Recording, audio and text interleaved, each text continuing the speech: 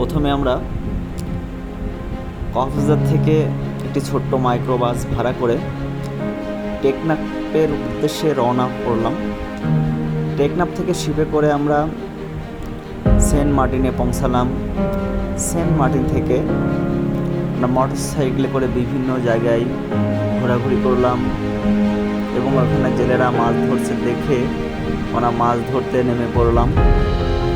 জেলেদের সাথে মাছ ধরার ফলে অনেক মজা। মাছ ধরলাম, মাছ ধরতে কার না ভালো লাগে, তাজা মাছ আসলে ধরতে খুব মজা। তারপরে আমরা বন্ধুদের সাথে খেলায় মেতে উঠলাম। তারপর সেরাদ্বীপ ঘুরলাম বোটে করে, খুব মজা করলাম।